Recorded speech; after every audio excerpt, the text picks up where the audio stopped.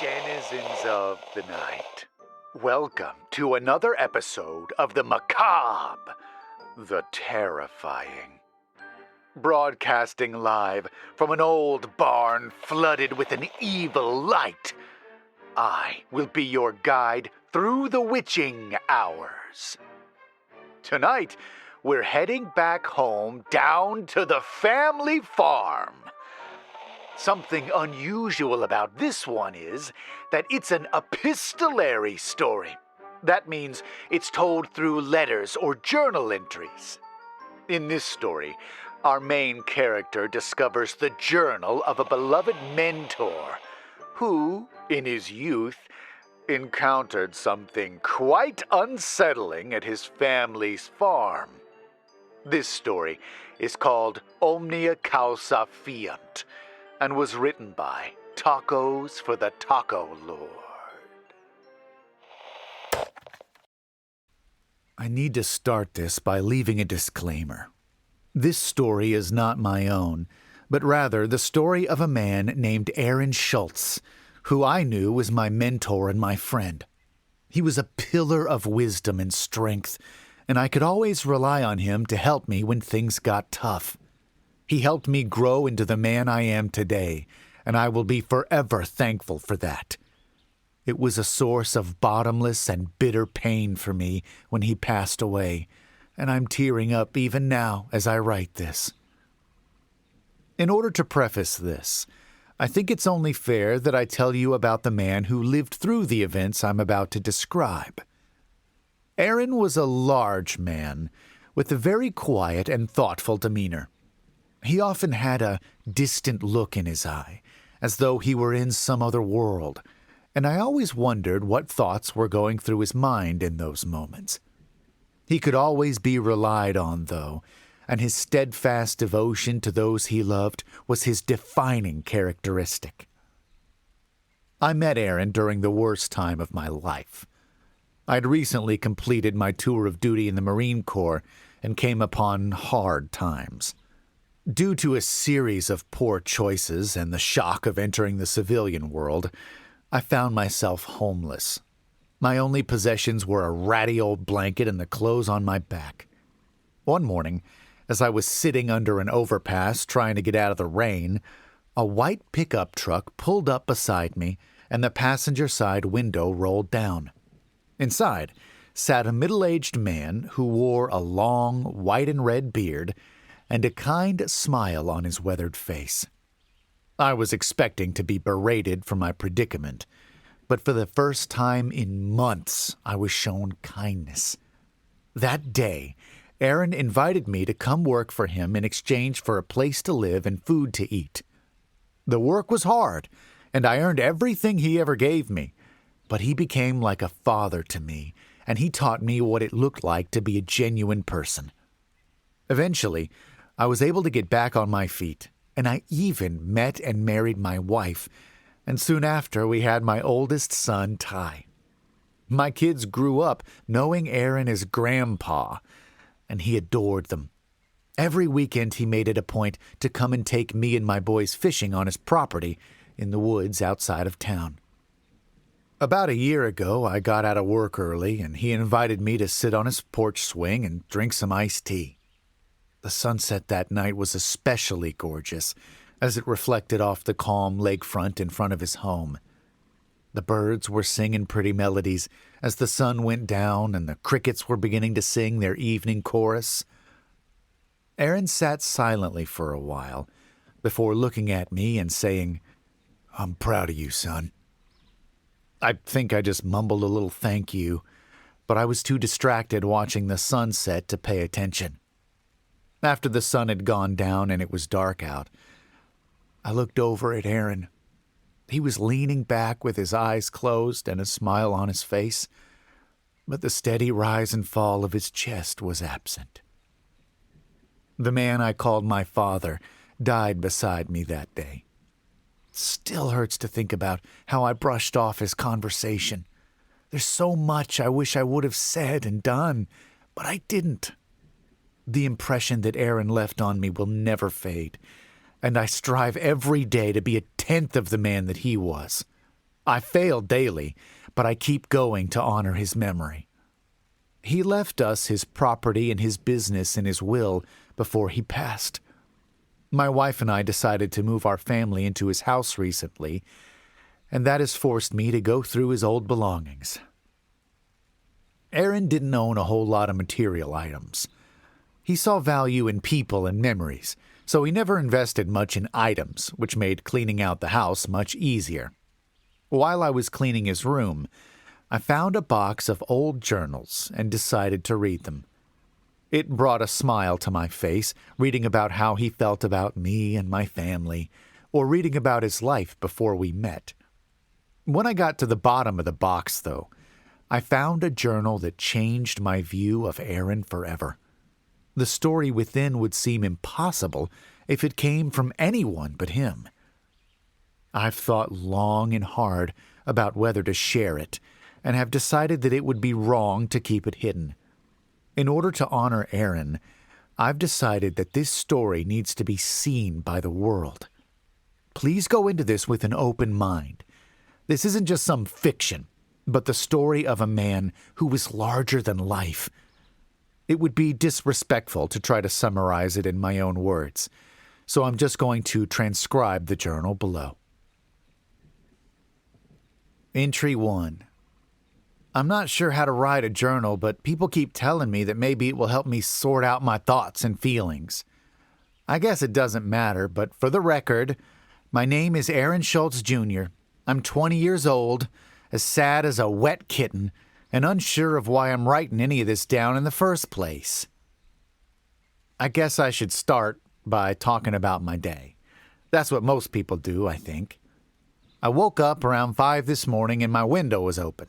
I could hear the birds singing and smell the dew on the grass. It was a pleasant smell. I got dressed and went downstairs and saw that Mom was already awake. It looked like she'd been crying. She does that a lot now since Dad had his stroke. It's been hard on all of us. I had to leave college a semester early to come home and take care of things around the farm since Dad was too sick to do it anymore. I told Mama good morning and went to the kitchen to grab some breakfast. The cupboards were sparse, so I settled on a Spam sandwich. It made me think of the times Dad and I went fishing together before he had his stroke. After I finished my sandwich, I went and put on my work boots to go outside and feed the cattle. It would have been a nice morning, except for the circumstances surrounding it.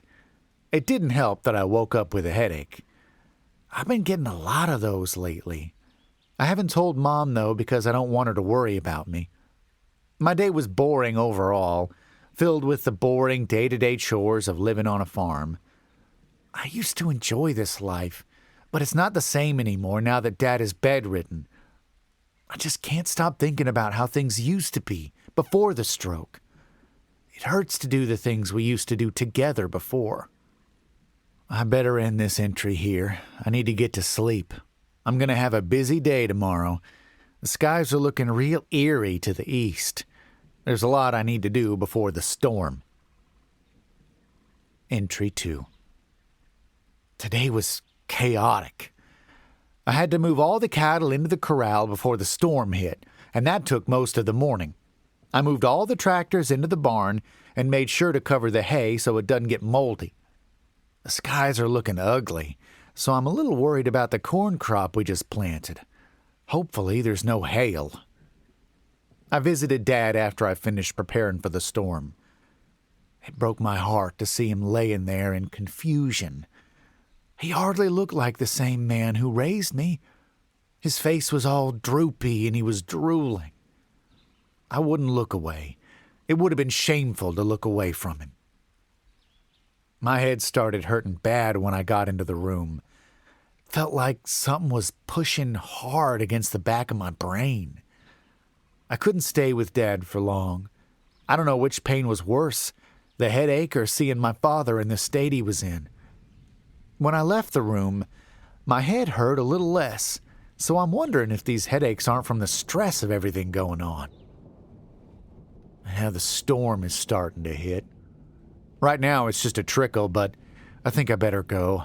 I need to be with Mom in case things get bad. I might have to help move Dad down to the storm shelter. Entry 3.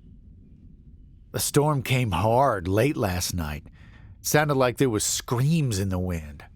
It's still dark out, and the rain is still coming down hard. It sounds like 1,000 little animals crawling on the roof. We got a knock on the door around 1 in the morning. It was Dan and his family. The road to their farm was flooded, so they came to see if we'd be willing to take them in until the storm passed. Of course, we accepted, and I gave Dan and his wife my room. His 3 kids, David, Jacob, and Sarah, got sleeping bags and slept in the living room by the fireplace. I'm sitting on the couch watching the fire. I don't think I'll be getting any sleep tonight. There's something strange about the storm. I swear I hear screams in the wind. Dan and his kids seemed scared of something when they came in. I locked the door after everyone went to sleep, and I closed all the blinds. I swear I can hear tapping on the window by the door. It might just be rain, but it seems frantic and out of step with the pitter-patter of raindrops. I need to try to sleep.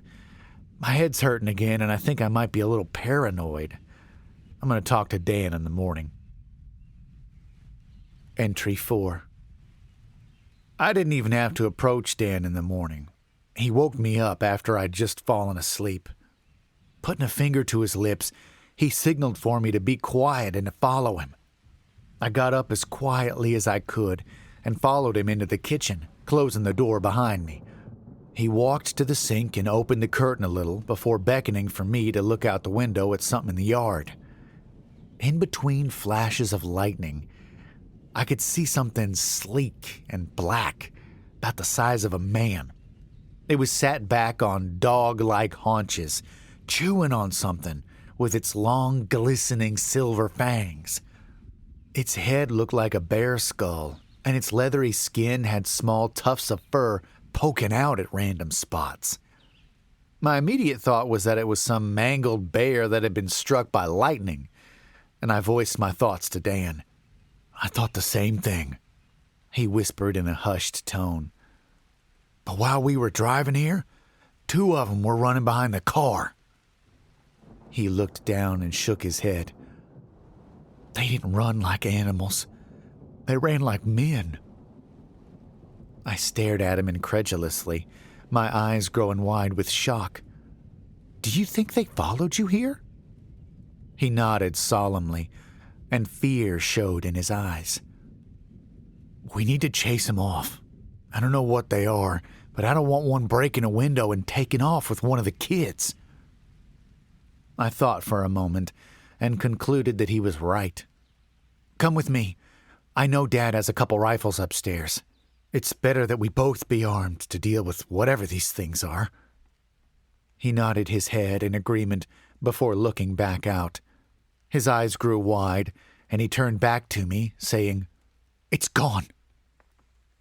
We rushed upstairs and grabbed a couple rifles before heading downstairs. I put on my heavy raincoat and made sure we had enough ammunition between us to take care of whatever these things were. Dan's wife, Alice, was standing by the stairs when we walked out. What's going on? She asked in a fearful tone when her eyes rested on our weapons. Dan just looked at her and said, Get Aaron's mom and the kids and take them to the basement. Lock the door behind you. Call the sheriff and don't leave unless one of us comes to get you. I don't know if Alice heard the seriousness in his tone or if she just instinctively listened, but without another word she got to work. Dan and I moved down the stairs, and with a quick nod to me, he opened the door, and I brought my rifle up expecting the creature to be on the other side. There was nothing there but wind and rain. I turned on my flashlight and walked cautiously out of the door. Every howl of wind and rustling branch caused me to jerk my rifle towards the noise. I looked at the older man behind me and yelled through the rain, Let's check the corrals! He gave me a thumbs up and said, Let's stick together. I don't want one of those things to catch us alone. He brought up his rifle and scanned the area around us with the keen observance that is common in all of the Vietnam veterans I know. I let him take the lead, and we walked to the corrals. It was quiet, which was strange to me. Usually the cattle were restless in storms like these. I didn't hear anything, and my flashlight didn't catch the glow of any of the cattle's eyes. A deep unease began to wiggle itself into the back of my mind. I knew that whatever happened had something to do with the creatures. As I was busy scanning the area, I heard a gasp from Dan and turned to see him with his flashlight pointed at a heaping pile of gore. My stomach dropped. Illuminated by our flashlights were the bloody remains of what was once 20 head of cattle. The carnage was unlike anything I've ever seen. Even Dan seemed shocked, and he's seen combat more times than he could count. The cattle hadn't just been killed, but it looked like something had torn through them with reckless abandon. There was bits of them scattered all around, and what remained was almost unrecognizable, save for the occasional hoof or the vacant, terrified eyes that stared at us. My heart beat hard and fast, and I immediately knew that whatever these creatures were, we wouldn't stand a chance against them. Dan seemed to realize the same thing almost immediately, and we locked eyes for a moment before we turned to run to the house. Loud screeches filled the night around us, and the sound of heavy feet pounding behind us. I didn't dare look back, knowing that I would be face to face with my nightmares incarnate. I ran as fast as I possibly could. My heart raced with adrenaline, and the fire of exertion burned in my chest. Spots danced in front of my eyes. A dark presence enveloped me like a thick, wet blanket, suffocating me and making it hard for me to move. I knew I wouldn't make it to the house before the creature caught up to me. I yelled out to Dan, but noticed that I could no longer see him in the darkness.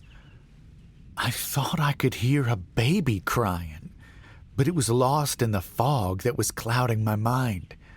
It beckoned for me to just give up, to turn around and accept my fate in the beast's jaws. A sharp pain in my head broke me from my stupor, and I turned towards the barn, which was closer to me than the house. I could still hear the pounding of heavy footsteps, accompanied by animalistic breathing. I made it to the barn door, which I quickly unlatched. I ran in and closed it behind me as quickly as I could. The creature slammed up against it, and I could hear the wood cracking against the creature's weight. I knew the door wouldn't hold long, so I looked for a place to hide.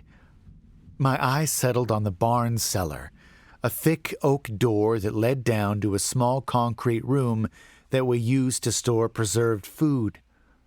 It would have to work. I sprinted to the door and flung it open, practically throwing myself down the stairs and barely taking enough time to close the door behind me. When I got down, I unslung my rifle and hid in the corner between two shelves, praying that the creature wouldn't find me. Upstairs, I heard wood shattering as the creature barreled through the door. The beast's heavy footsteps crunched in the dirt near the door, and I held my breath, hoping that it wouldn't hear me. It sniffed at the door a few times and let out a sound that I can only describe as the agonized moan of a man in pain mixed with the dying scream of a bear. It beat against the door, and I knew that sooner or later the creature would get in.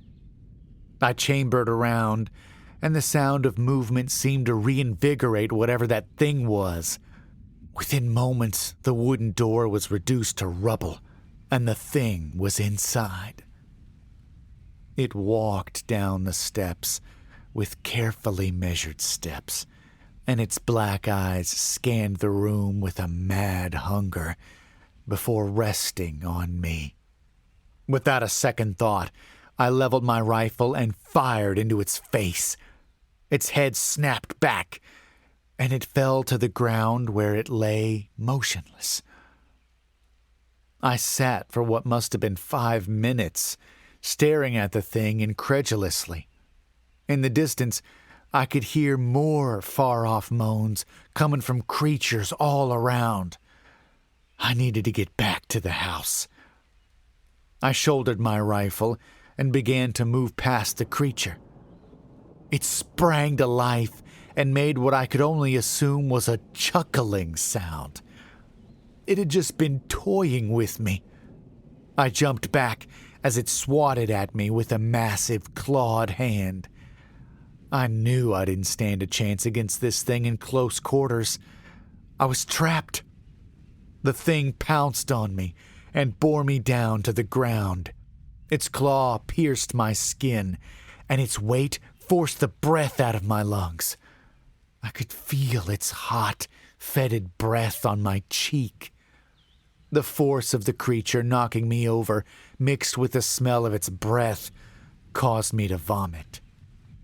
The thing sat there on top of me, and if it could make facial expressions, I would guess it was looking at me with the sadistic glee of a little boy burning ants with a magnifying glass. I heaved upwards with my hips to shake the thing, but it was too heavy. My movement only made the creature angry, and it tore at my shoulder with its teeth, causing me to cry out in pain. The sound of my cry seemed to please the thing, and it backed off of me.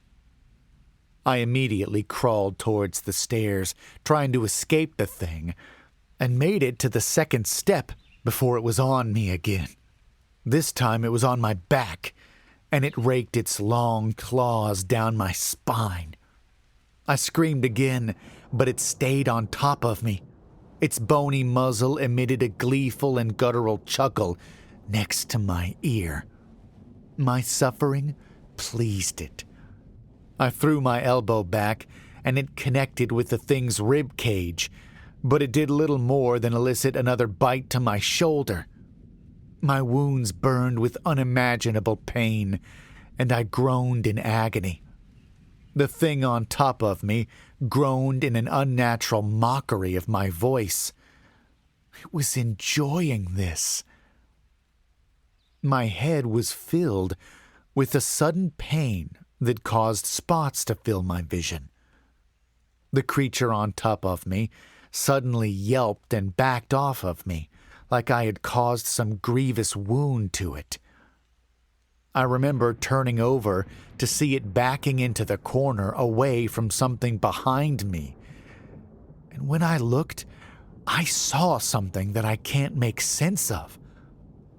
Dad was stumbling towards me, slack-jawed and drooling from the side of his mouth. His bad eye sagged, but in his good eye, all I could see was an inky darkness. I don't know what happened next, because the pain caused me to black out. I woke up in the house about an hour ago.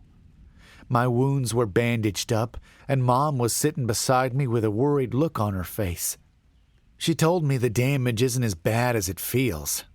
When I asked what happened, Mom told me that Dan had brought me in bleeding and delirious. Dad is sitting in his chair across the room, catatonic.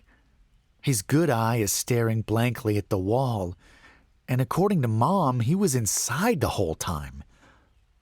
I must have been hallucinating because of the pain. It's 10 in the morning right now, and the sun hasn't risen. We can still hear those things out in the distance, but for now, we're safe. We don't dare turn the lights on for fear of attracting whatever's out there. I'm writing this by the light of a lamp in the basement. Alice called the sheriff, but he never came. I wonder if he fell victim to the creatures. My injuries are really hurting right now. I think I'm going to take a nap. I'll write more in this journal as things progress. I don't know what's happening, but I'll deal with it when my thoughts are fresh and I'm rested up. End of part 1. I've decided to transcribe this in parts due to how much there is to write. I'll try to update you with the rest of this as soon as possible, but right now, I need to help my wife clean out the rest of the house. I hope that you all can help me make sense of this. I can help you make sense of it all right. If the events of that journal took place at the farm where you now live, I think it's time to get the heck out of Dodge. I realize times are tough, but I'd rather live just about anywhere else than a farm where hulking creatures show up and stop the sun from rising. But really, I don't think you could pay me enough money to leave the safety of my home and shoot at the unidentified beast chewing on guts in the rain. No, thank you. I'll just stay inside if it's all the same to you. What about you, dear listeners? Do you have a brave streak a mile wide? Do you think you could take one on in hand-to-claw combat? Well, before you do, don't forget to check out the author in the link below. Leave a like on this video and subscribe for more stories like this one. Whatever you decide to do, close the door on your way out and don't fall asleep.